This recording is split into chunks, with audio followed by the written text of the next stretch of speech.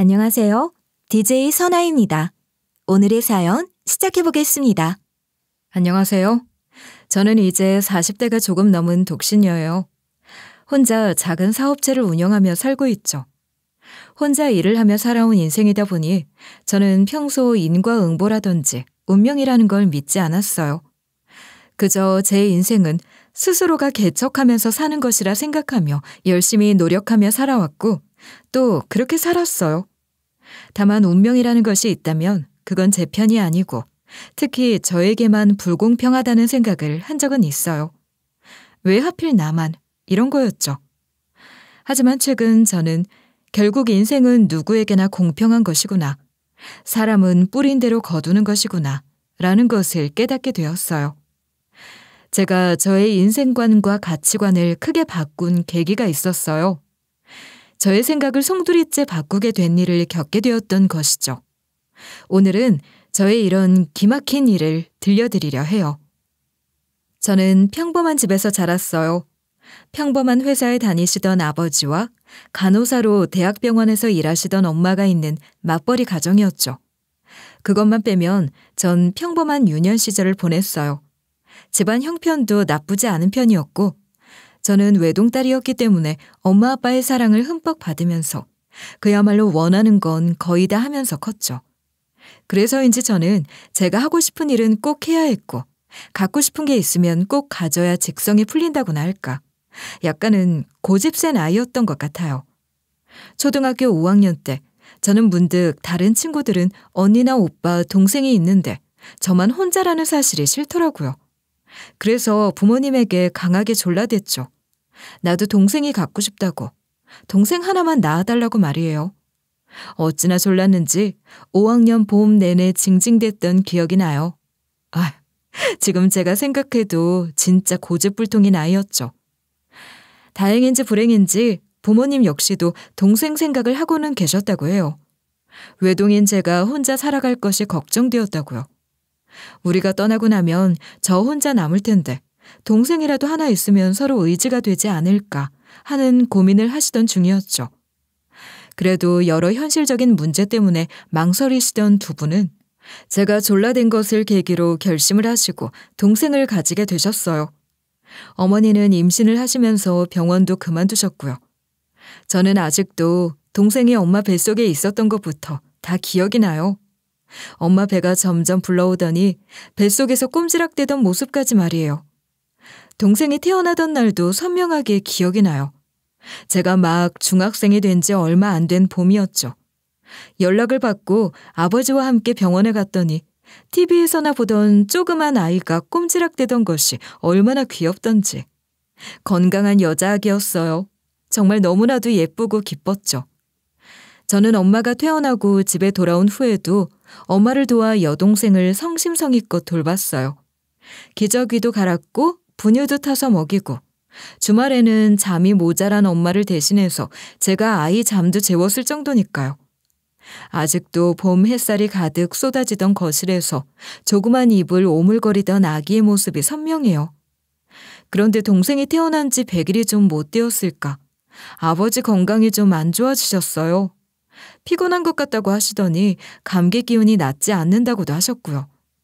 간호사였던 어머니가 심상치 않다는 걸 느끼고 아버지를 병원으로 보냈는데 결과는 최악이었어요. 갑자기 암 선고를 받으신 거예요. 이미 꽤 진행이 된 데다 전이까지 되어서 남은 시간은 고작 몇 달이라고 했대요. 부모님의 충격은 어마어마했어요. 아직 어린 전 물론이고 태어난 지 얼마 되지 않은 둘째까지 있는데 갑작스러운 암 선고라니 부모님에게는 청천벽력과도 같은 소식이었을 거예요. 하지만 충격을 받고 난리를 친 건 할머니도 마찬가지였어요. 할머니는 처음부터 둘째를 가진다고 하는 것도 탐탁지 않아 했다 하셨다는군요. 이제 와서 힘들게 뭔 둘째냐고 하시면서요.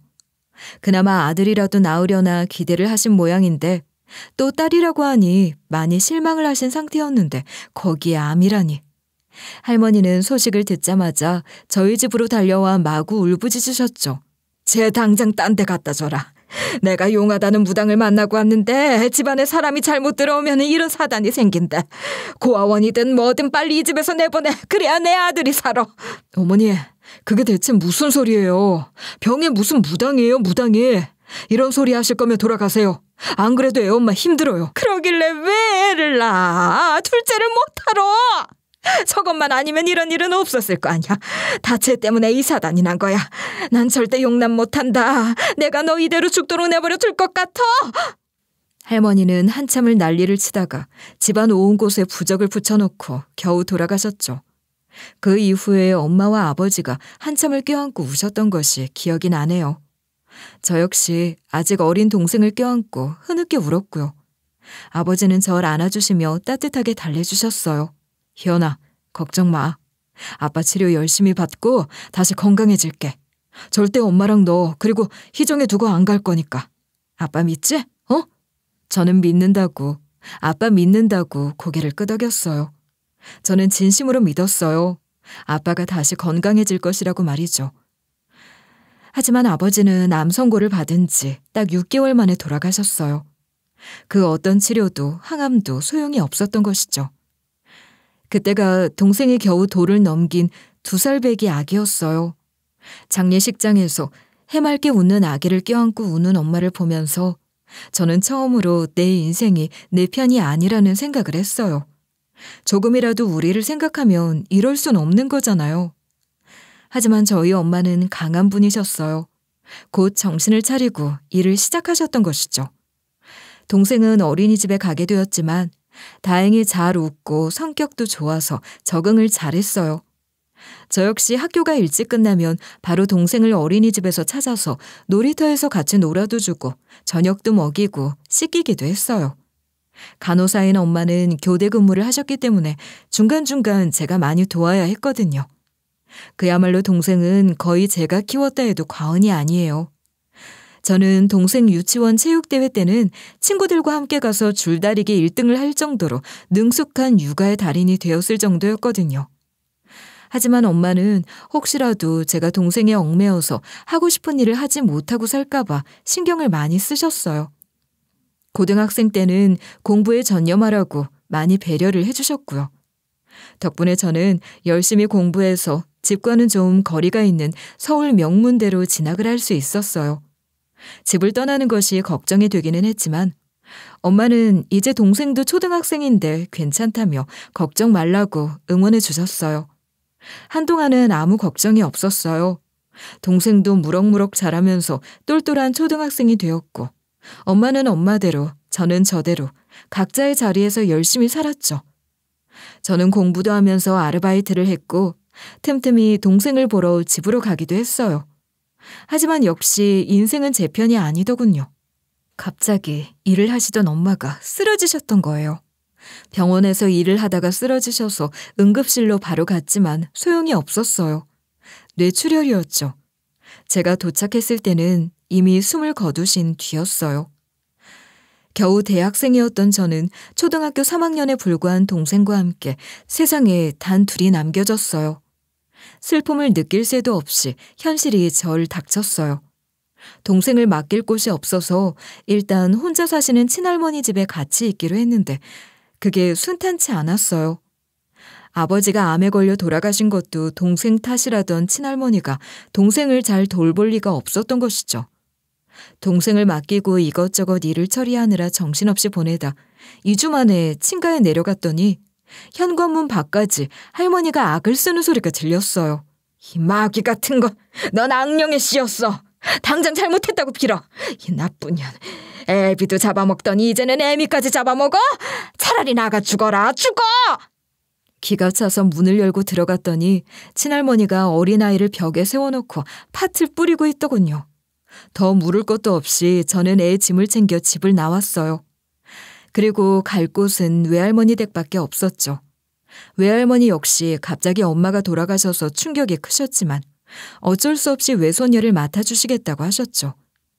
저는 자주 들리고 아르바이트를 해서 생활비도 보태드리겠다고 했어요. 동생은 떠나는 제 손을 붙잡고 있다가 제가 다독이자 웃어 보였어요. 그 어린 것이 서글픔을 참는 모습이 마음에 걸렸죠. 어느 날 하루 과외를 하던 학생이 감기에 걸려 갑자기 시간이 생겼던 저는 문득 동생을 보러 가야겠다는 생각이 들었어요. 마지막 날 아이 얼굴이 마음에 걸렸거든요. 그렇게 갑자기 찾아간 외갓집 현관 문 앞에서 저는 또 듣지 말아야 할 소리를 들었어요. 여동생은 터져나오는 울음을 겨우 참으며 끄끄대고 있었고 할머니는 매섭게 아이를 몰아세우고 있었어요. 니까짓 게 무슨 공부를 한다고 그래? 빨리 설거지하고 쓰레기도 정리하고 갖다 버려. 확 진짜 생각 같아서는 어디 고아원에 갖다 줘도 시원찮을까. 너 때문에 내 딸이 그 고생을 하다가 죽은 거야. 알아? 저는 경악했어요. 어른이라는 인간들 중 제대로 된 인간들이 어떻게 이렇게 한 명도 없을 수가 있을까요? 저는 눈물을 참으며 설거지를 하는 동생의 손을 잡아 끌며 설거지거리를 바닥에 내동댕이 쳤어요. 그리고 그 길로 그 집에서도 나와야만 했죠. 저는 급한 대로 내 자취방으로 데려와 동생을 재웠어요. 아이는 불안해하다 바지에 실수를 하기까지 하더군요. 다음 날 열이 나서 병원에 갔더니 의사가 이런 말까지 했어요. 아무래도 정신적인 불안이 있어 보여요.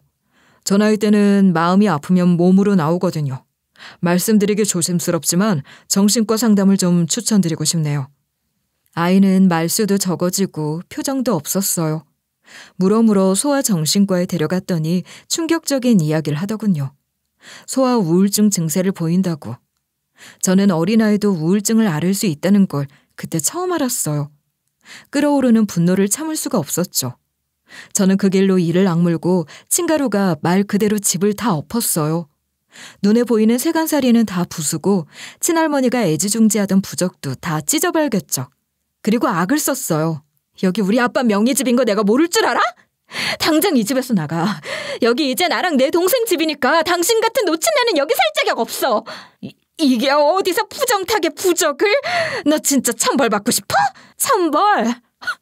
할머니 당신이야말로 천벌받을 사람이야. 이러고도 하늘에서 아빠가 당신을 용서할 것 같아? 그렇게 난리를 쳤더니 삼촌이 찾아와 결국 서울에 작은 집을 얻을 전세금을 해주더군요. 저는 그 길로 외갓집으로 가서 이제 우리 인연은 끝이니 그 잘난 외삼촌이나 잘 끼고 살라고 엄마 명의의 예금과 돈도 전부 찾아왔어요. 그렇게 저는 가족들과의 연을 끊었죠. 우리 가족이 잘 살 때는 그렇게도 자주 찾아와 알랑방구를 끼던 것들이 안면을 바꾸는 것을 보고 저에게 이제 가족은 여동생 하나뿐이라고 생각하기로 했던 것이죠. 저는 집을 얻어서 동생을 전학시켜 단둘이 이 험한 세상을 살아가기로 결심했어요. 그리고 이제 무슨 일이 있어도 제가 동생을 지켜줘야 하니까요. 저는 학교를 다니면서 닥치는 대로 일을 했어요. 원래는 학원 강사 일을 하거나 과외 알바를 했지만 어린 동생을 두고 저녁 시간에 집을 비울 수가 없었기 때문이죠. 다행히 동생은 저와 지내면서 많이 밝아지고 성격도 많이 좋아졌어요. 저희에게는 부모님이 남긴 유산이 조금 있기는 했지만 이렇게는 안 되겠다 싶어 저는 대학을 졸업하자마자 학교 앞에 옷가게를 열었어요. 그때만 해도 동네 옷장사가 잘 되던 시절이었고 저는 평소에도 패션이나 멋부리는 것에 관심이 많았거든요. 게다가 오전 늦게 문을 열고 저녁 늦게 문을 닫아도 되었기 때문에 충분히 동생을 돌볼 수 있었던 것도 큰 이유였어요. 다행히 장사가 잘 되어 저는 돈을 잘 벌었어요. 동생도 탈없이 잘 자라서 동생은 동네에서 제일 공부 잘하고 제일 예쁜 아이가 되었어요. 동생은 자신의 꿈이 정신과 의사라고 하더군요. 어린 시절 정신과 상담을 받으며 의사 선생님에게 큰 도움을 받았기 때문에 나도 그렇게 되어서 많은 사람들을 도와주고 싶다고요. 얼마나 장하고 이쁜 생각이에요.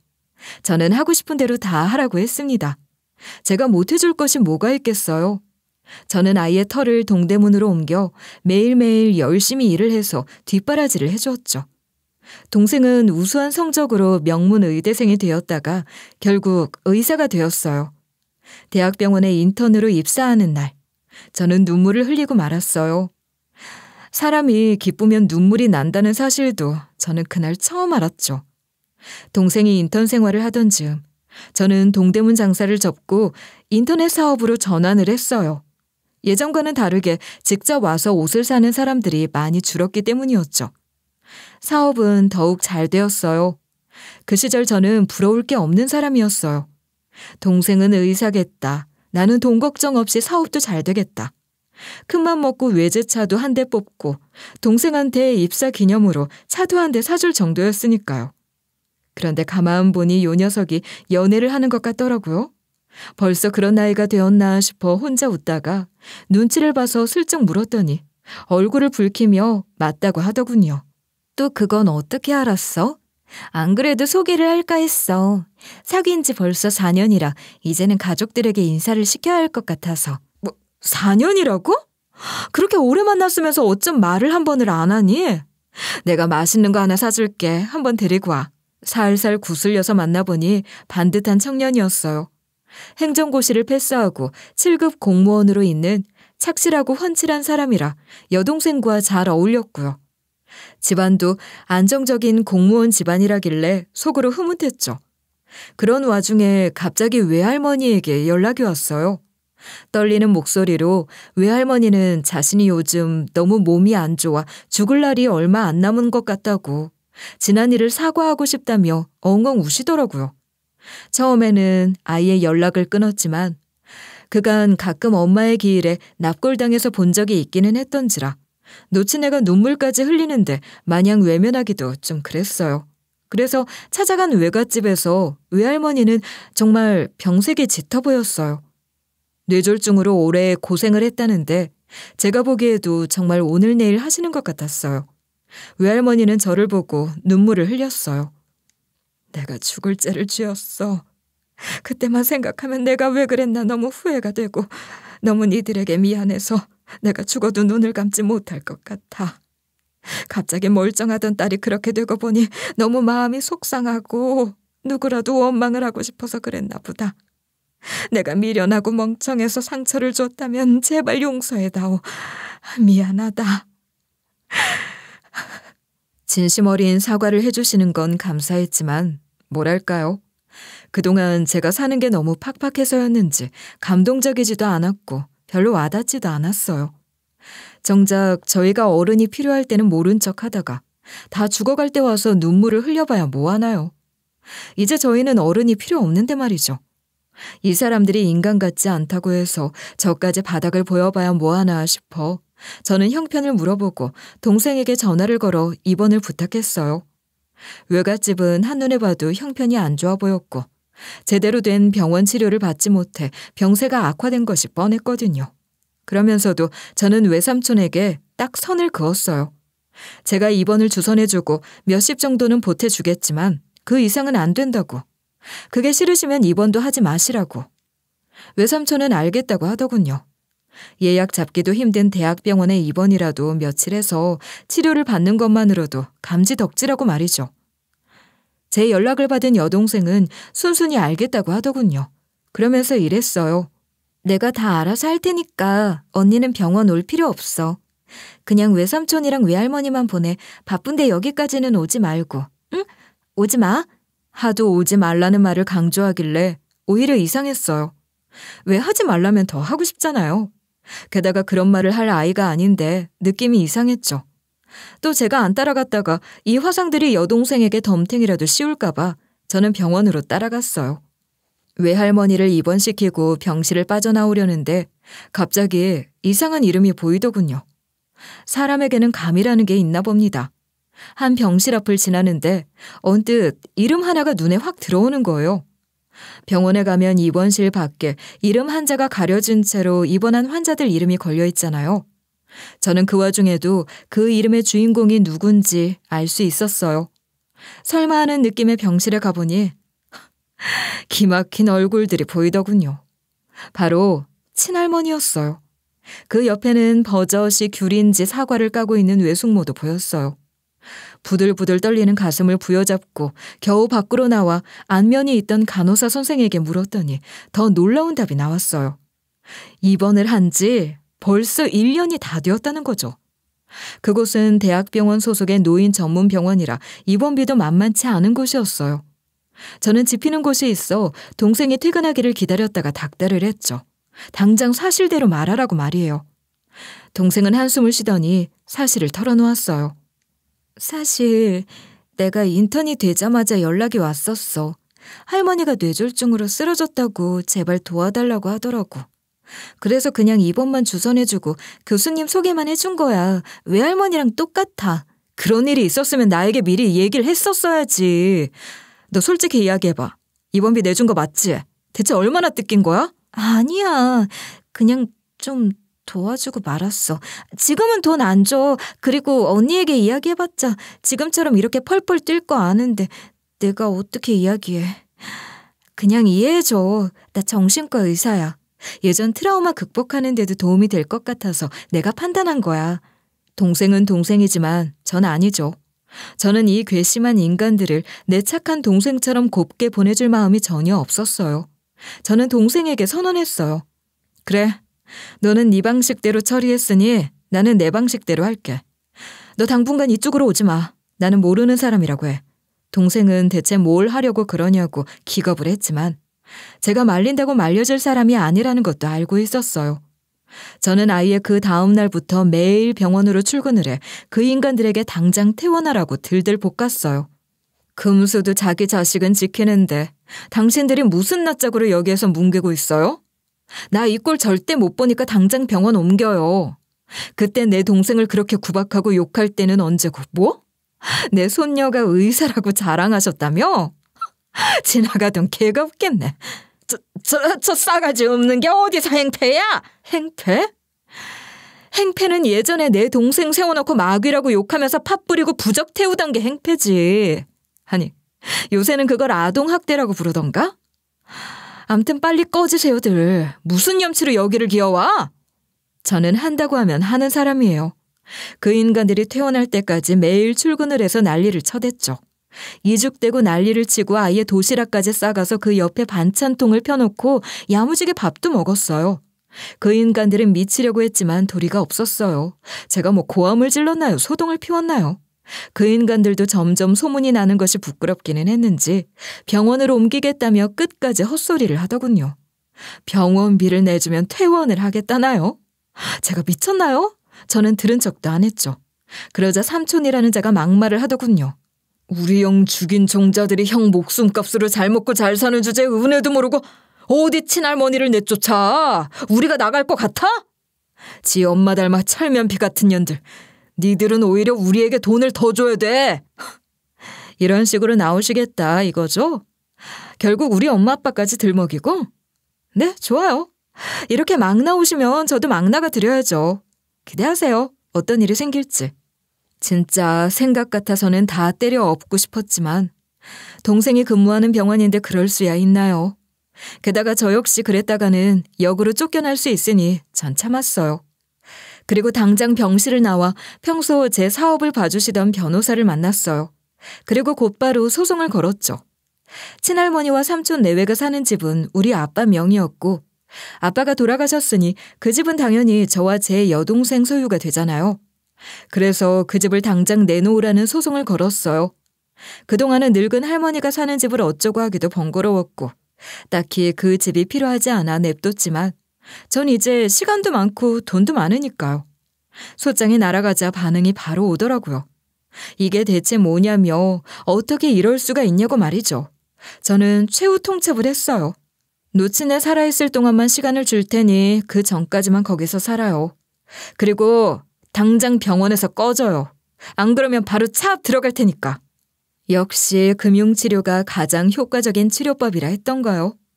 그 인간들은 그 다음날 곧장 퇴원을 해서 사라졌어요. 그 인간들이 병원에서 정말 자취를 감춘 것이 맞는지 저는 그 이후로도 뻔질나게 병원을 갔어요. 혹시라도 며칠 퇴원을 했다가 다시 들어올 수도 있으니까요. 거기 동생이 근무하는 과는 아니더라도 간호사들에게 몰래 커피도 사다 주고 친할머니가 입원했던 병실 환자들에게 간식도 사다 주고 그랬죠. 외할머니네는 제가 친할머니를 쫓아내기 위해 난리를 치는 걸 보고 완전히 기가 질렸는지 급한 치료만 받고는 요양병원으로 옮기겠다며 곧 퇴원을 해 나갔어요. 병원비도 그렇게 많이 나온 편이 아니라 알아서들 잘 옮긴 듯 하더군요. 저는 그렇게 겨우 거머리 같은 그 인간들을 떼어냈어요. 아니, 떼어냈다고 생각했죠. 하지만 역시 인생에는 제가 생각지도 못한 복병이 숨어 있었어요. 마지막으로 병원을 돌면서 완전히 친척들을 정리했다 생각한 제가 병원을 나서려는데 제가 간식을 사들고 갈 때마다 살갑게 인사를 하던 한 할머니가 조용히 저를 부르더군요. 그러면서 나직히 저에게 놀라운 이야기를 들려주었던 거죠. 안 그래도 그 할망구가 자기 손녀가 여기 의사라고 얼마나 자랑을 하면서 난리를 쳤는지 몰라. 텃세도 엄청 부려서 나중에 입원한 환자는 TV도 마음대로 못 보게 했다고. 거기에 매일 손녀를 불러서 잔소리를 해대고 뭐 사오라고 하고 간호사 선생님들을 얼마나 들들 볶았는지 몰라. 그 할망구 사라지니 내 속이 다 시원하네. 고마워요. 손녀를 불러서 잔소리를 했다고요? 거의 매일요? 그래요. 거기 그 의사 선생 남자친구를 불러서 수발도 들게 했어. 둘 다 너무 순하고 착해서 찍소리도 못하더라고. 내가 이 두 눈으로 봤다니까. 안 좋은 기분이 들었어요. 분명히 이 이면은 제가 아는 것이 전부가 아니었죠.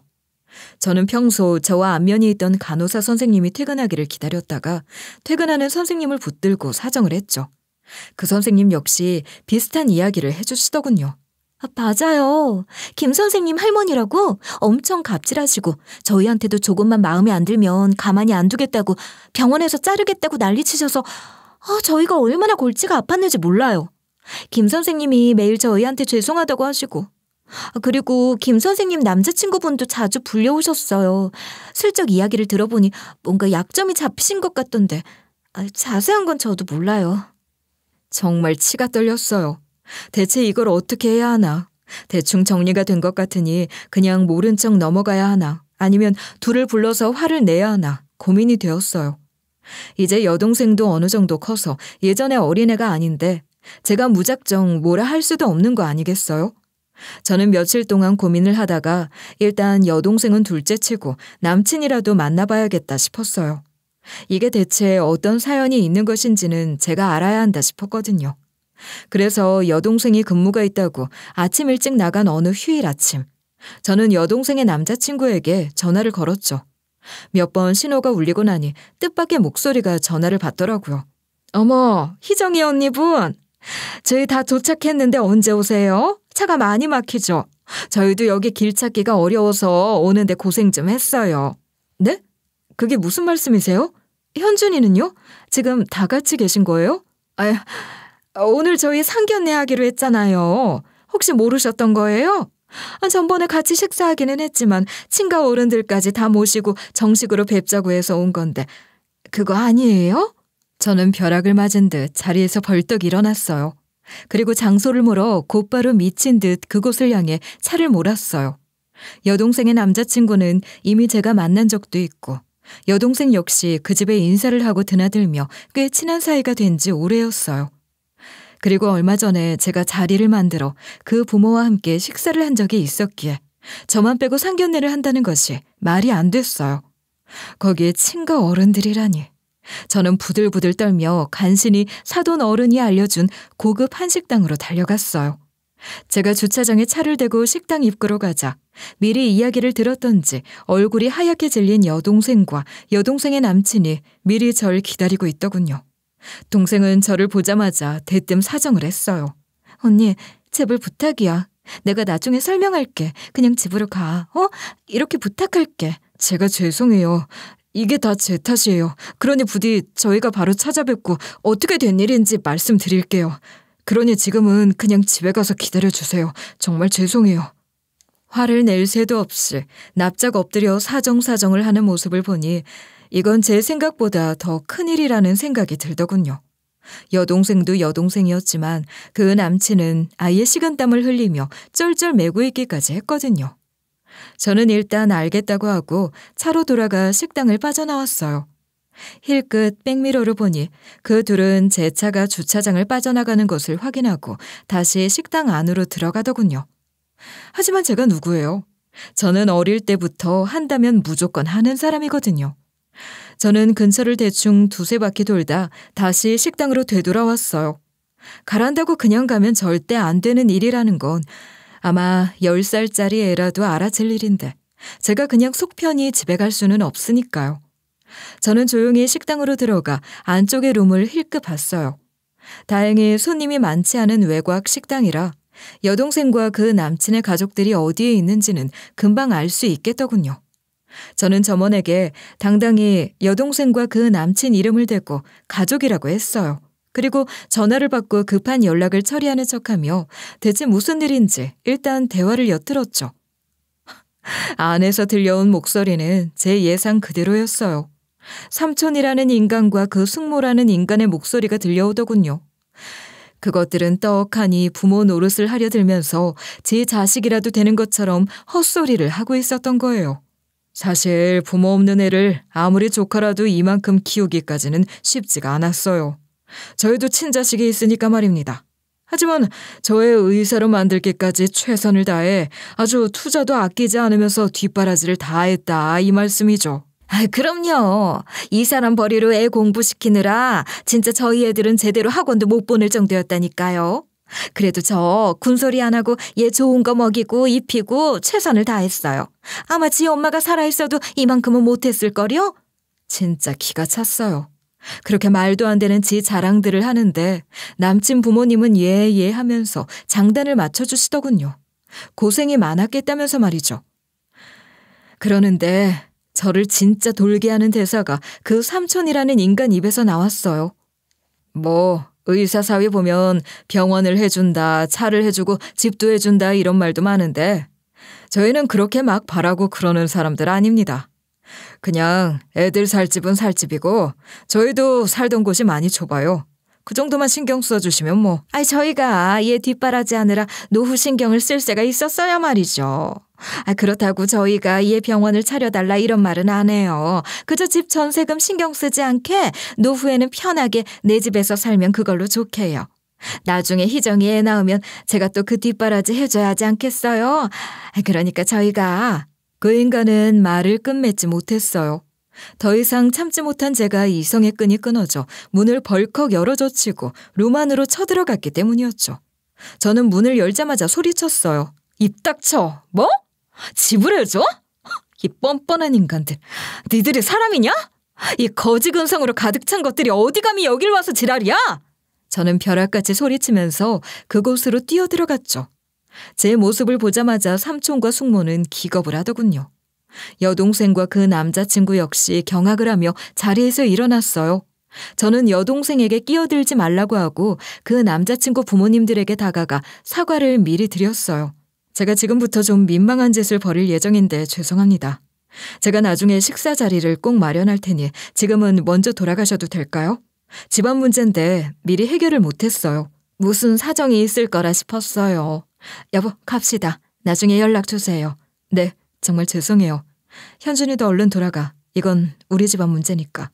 그 부모님들은 다행히 별말 없이 아들을 데리고 사라졌어요. 그 사람들이 나가자마자 저는 상위에 올려져 있던 음식 접시를 들어서 그대로 삼촌 얼굴에 쳐박았죠. 그리고 숙모의 뺨을 대차게 후려갈겼어요. 뭐 해줄 게 없냐고? 니들이 받을 건 이거밖에 없어. 그러니 이거나 잘 받아. 저는 니들이 이러고도 인간이냐며 숙모의 머리끄댕이를 잡고 삼촌에게 침을 뱉었어요. 그 인간들도 악을 써댔죠. 그거 안 나? 어디 감히 삼촌이랑 숙모한테 이런 짓을 해? 네가 그러고도 인간이야? 그러네 당신들은 어린 조카 신경도 안 쓰다 이러는 건 인간이 할 짓이야? 그런 거 생각 못해? 그래, 오늘 끝장을 보자. 끝장을 봐. 저는 그때 눈에 보이는 것이 없었던 것 같아요. 저 역시 머리끄댕이가 잡히고 밀쳐졌지만 상관없었어요. 제가 미친 듯 달려들자 여동생도 절 말릴 수가 없었죠. 결국 소동을 본 식당 직원의 신고로 경찰까지 출동했어요. 그 인간들은 저를 폭행으로 고소하겠다고 악을 쓰더군요. 저 역시 악을 썼어요. 그래, 고소해. 난 고소 못할 것 같아? 나도 맞았어. 그 전에 집이나 빨리 비워. 아직 우리나라 법은 가족 간의 싸움은 그리 무겁게 다루지 않더군요. 심각한 부부 싸움이 아닌 이상이야 친척 간의 흔한 다툼인데다 쌍방 폭행인데다 큰 처벌은 없었어요. 저는 식당 측에 사과를 하고 모든 손해비용을 물어주었죠. 그리고 그 비용을 정확하게 반으로 나누어 그 인간들에게 소송을 걸었어요. 물론 그 인간들이 살고 있던 집과 그동안 아버지 재산을 우리에게 주지 않고 있던 것까지 아주 샅샅이 긁어 모아서 전부 다 말이에요. 무단 점거하고 있던 집은 그 기간 동안 월세로 계산한 비용까지 지연 이자까지 전부 다 쳐서요. 여동생의 이야기는 기가 막혔어요. 사실 그 인간들은 동생이 의대에 간 걸 어떻게 알았는지 인턴 시절부터 틈틈이 연락이 왔었다고 해요. 듣고 보니 아버지 기일에 제가 바빠서 여동생 혼자 납골당에 간 적이 있었는데 하필 거기서 그 인간들을 마주쳤던 거예요. 이런저런 이야기를 하다가 내가 사업으로 성공을 하고 여동생도 의대에 간 걸 알았던 거죠. 그때까지만 해도 간간히 연락만 대충 받고 말았는데 친할머니가 뇌졸중으로 쓰러지고 그걸 도와달라고 했던 걸 받아준 것이 화근이었어요. 여동생은 자신의 의사로서 아픈 사람을 차마 외면할 수가 없었다고 했지만 그것이 함정이었던 거였죠.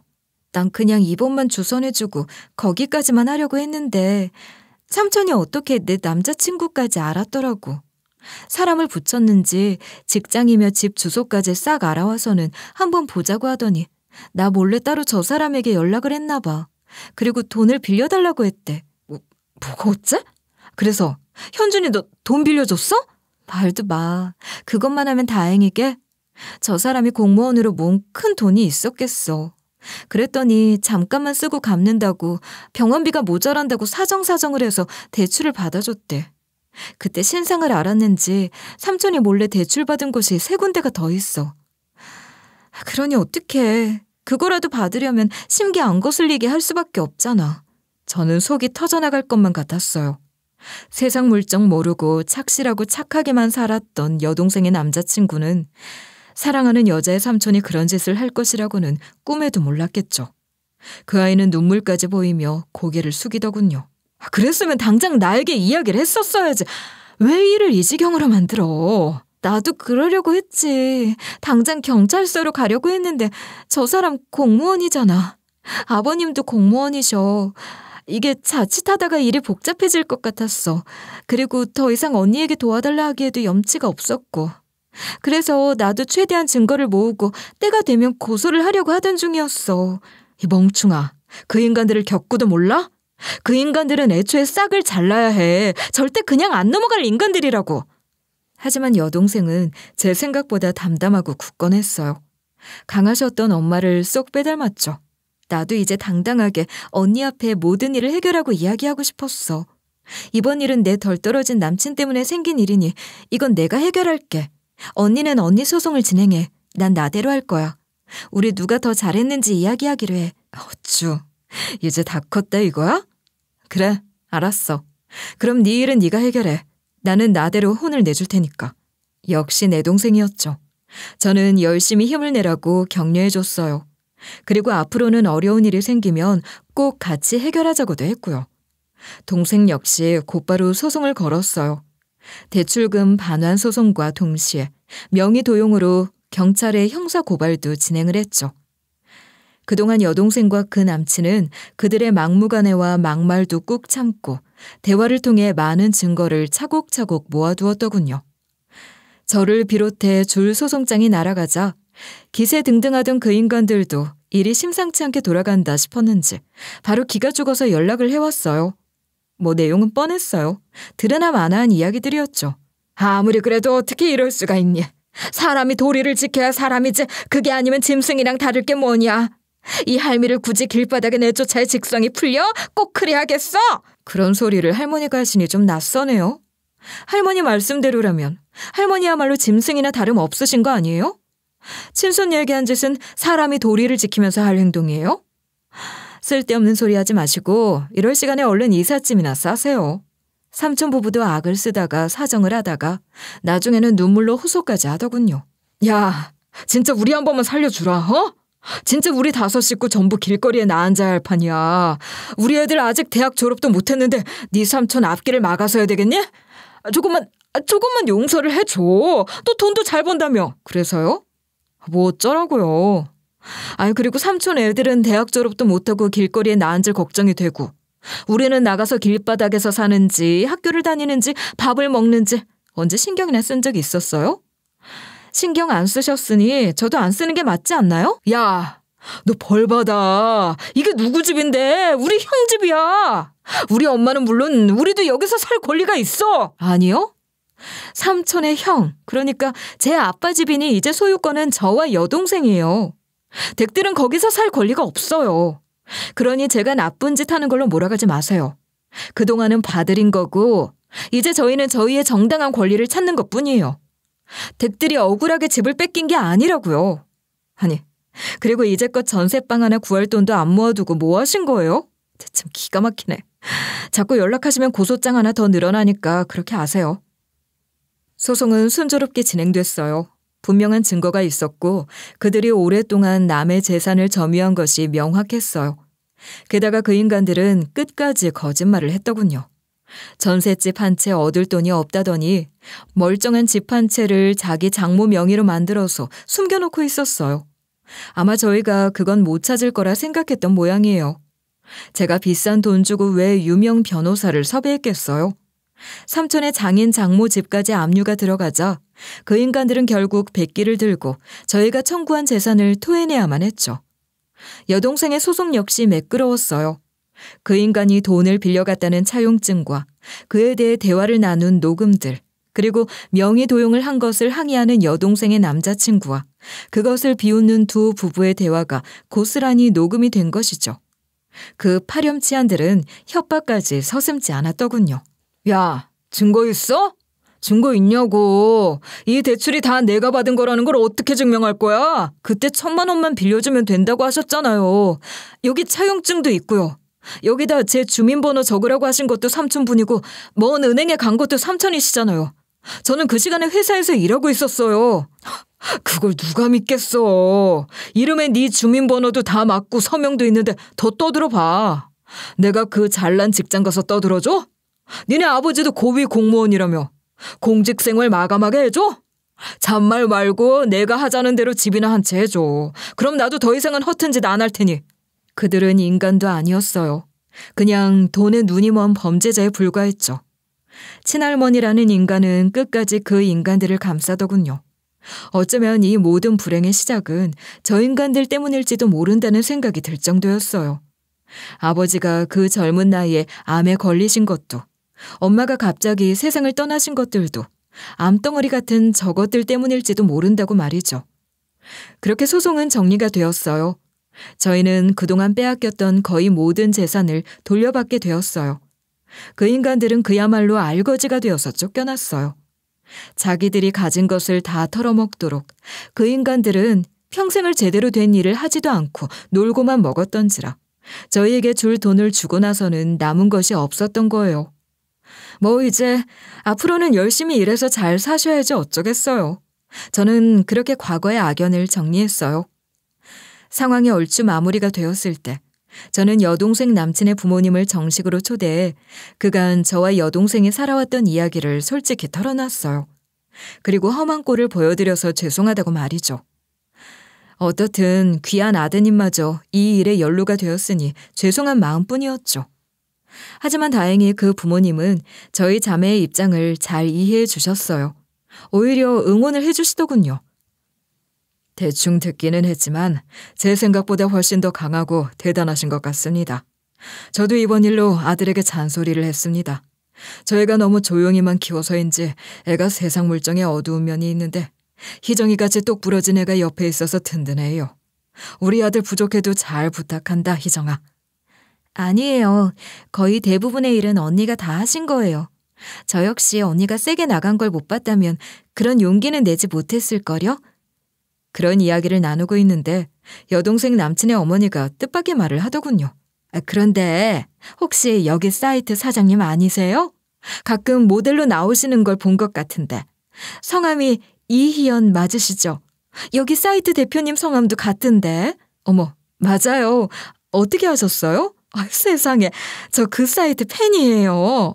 어쩐지 얼굴이 낯이 익었어요. 저번부터 입고 오시는 옷이 다 어디서 본 것 같더라고요. 보세요. 저 요즘 매일 거기서만 옷을 사잖아요. 알고 보니 그 어머니는 패션에도 관심이 많고 옷에 신경을 많이 쓰시는 분이셨어요. 그리고 제 사이트의 단골 고객이었고요. 저희는 의외로 통하는 부분이 많았어요. 그분 역시 혼자 동생을 공부시켰던 소녀 가장이나 마찬가지였던 과거가 있으셨더라고요. 저희는 공통 관심사와 비슷한 과거의 경험 때문에 급속히 가까워졌어요. 그날 식사는 아주 좋은 분위기에서 마무리되었어요. 여동생의 남자친구 부모님은 회사 오너인 언니와 똑똑한 의사 며느리라니 이보다 더 좋을 수 없다며 오히려 결혼을 서두르자고 하셨고요. 저는 결혼 준비를 하는 동생에게 되찾은 아버지의 재산을 전부 동생에게 주겠다고 했어요. 친할머니와 삼촌 부부가 살던 집은 그 사이에 가격이 꽤 올라 있었고 그동안의 금액까지 포함하면 액수가 꽤 되었죠. 여동생은 액수를 듣더니 얼른 이러더군요. 응, 좋아. 언니, 이 돈 전부 다 놔줘. 집도 다 팔아야겠다. 팔려고? 아니, 전부 하면 금액이 꽤 큰데 그걸 다 뭐 하려고? 다 모아서 아주 으리으리한 신혼집 살 거야. 완전 크고 멋진 걸로. 아주 시집 가면 전부 도둑이라더니 요게 벌써 지 가족 챙기는 걸 보니 웃기기도 하고 솔직히 약간 섭섭하기도 하더군요. 제가 동생을 키운 게 아니라 여우를 키웠나 보다 하고 전 그냥 넘겼어요. 그러던 하루 여동생이 절 찾아왔어요. 그리고는 무작정 절 차에 태우더니 도심에서 살짝 떨어진 곳에 있는 5층짜리 건물 앞에 차를 세우고 내리더군요. 언니, 어때? 이 건물 마음에 들어? 뭐 좋네. 자리도 이만하면 좋고 깨끗하고. 그런데 왜? 좋지. 도심은 아니라도 여기 유동인구가 많아. 자, 이거 우리 건물이야. 뭐? 그게 무슨 소리야? 여동생은 건물 대장을 보여줬어요. 거기에는 동생과 제 이름이 쓰여져 있었어요. 알고 보니 깜찍하게도 제가 준 돈으로 건물을 사서 저와 공동 명의를 한 것이죠. 내가 대출을 좀 받아서 보태서 샀어. 잘했지. 지하는 언니네 회사 창고로 주고 1층은 이미 장사 잘하고 있으니까 됐고 난 3층에 빈 상가가 있어서 병원을 개업할 거야. 그 위층은 전부 언니가 써. 사무실도 좁잖아. 저는 그야말로 감격했어요. 울컥 눈물이 차오르더군요. 사실 그때까지 저는 여기저기 세를 내가며 사무실과 창고를 빌려 쓰고 있었거든요. 동생은 이제 앞으로는 다 자기가 알아서 할 테니 이제는 자기 수발을 받으며 살라고까지 하더군요. 저는 저도 모르게 여동생을 와락 끌어안고 펑펑 눈물을 흘렸어요.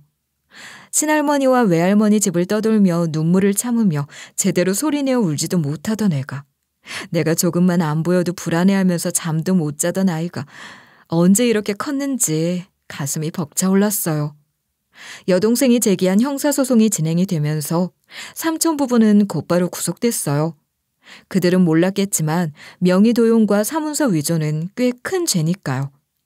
그 인간들은 구속까지 될 줄은 몰랐는지 갚을 돈 없다고 드러누워서 버티다가 구속이 확정되자 법정에서 울고불고 난리가 났어요. 그러면서 여동생에게 조카가 어떻게 이럴 수가 있냐고 원망하며 고함을 질렀어요. 하지만 제 여동생은 눈도 하나 깜짝하지 않았어요. 그러면 고작 초등학교 3학년인 어린 조카를 때리고 내쫓고 밥도 안 주고 굶긴 건 어떻게 그럴 수가 있는 일이고? 우는 소리 하지 마. 난 그때 아무런 잘못도 없던 어린아이일 뿐이었지만 당신들은 나쁜 짓 한 대가를 받는 것뿐이니까. 당신들 덕분에 내가 얼마나 오랜 시간 힘들었는지 당신들은 모르겠지. 그거 생각하면 이걸로도 부족해. 알아? 그렇게 구속이 된 그 인간들은 빈털터리가 된 채로 아마 감옥에 오랫동안 있다가 나와야 할 거예요. 아마 나와봤자 어디 갈 곳도 없겠지만요.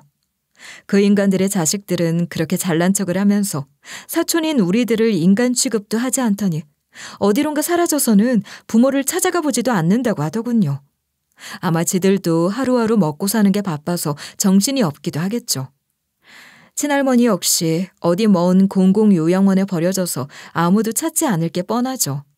뭐 사실 우리랑 상관없는 일이니 관심도 없지만요. 여동생은 요즘 결혼 준비를 하느라 정신이 없어요. 여동생 남자친구는 요새 여동생에게 꽉 잡혀서 고분고분 시키는 대로 다 하고 있어요. 숫째 죽으라고 하면 죽는 신용까지 할 판이라 제가 남의 집 귀한 아들 고만 잡으라고 말릴 정도였어요. 하지만 아주 끼리끼리라고 여동생 남친은 이랬어요. 저는 희정이가 하자는 대로 하는 게 편해요. 희정이 없으면 저 큰일 나요. 이러는데 아주 눈꼴 시려 죽겠어요. 그렇게 오래 만났으면서도 만나면 깨를 볶는 게 참 보기가 좋으면서도 이제 저 아이가 가정을 꾸려서 제 곁을 떠나간다는 게 실감이 나네요. 뭔가 할 일을 다 했다는 뿌듯함이 들면서도 약간의 허전함까지 느껴지기도 해요. 참 이상한 감정이죠. 저는 요즘 여동생 남친 부모님들과 자주 만나면서 친하게 지내고 있는 중이에요. 그간 바쁘게 사느라 친한 친구가 별로 없었는데 사돈 어른들과 자주 만나 밥도 먹고 가까운 곳으로 여행도 다니고 있어요. 특히 사돈 어머니와는 베프가 될 정도예요. 쇼핑몰 이야기도 많이 하고 통하는 것도 많아요. 성격이 화통한 이분은 자기를 언니라고 부르라고 하면서 요즘 저에게 어울리는 좋은 짝을 찾아준다고 주책을 부리는데 진짜 못 말리는 분이에요. 그러고 보니 모든 것이 제자리로 돌아왔네요. 나쁜 짓을 한 사람은 안 좋은 결과를 맞이하고 열심히 산 저와 여동생은 그 결과를 누리며 살고 있으니까요. 성실하고 열심히 잘 살았던 우리 부모님 역시도 말이죠. 저는 앞으로도 이렇게 열심히 잘 살아가려고 하고 있어요. 성실하고 착하게 말이죠. 여러분들은 어떠신가요? 결국 인생은 순리대로 가는 것이 맞는 거겠죠. 앞으로의 저희 앞날을 응원해 주시면 정말 감사드릴 것 같아요. 긴 이야기 들어주셔서 감사합니다. 늘 행복하세요.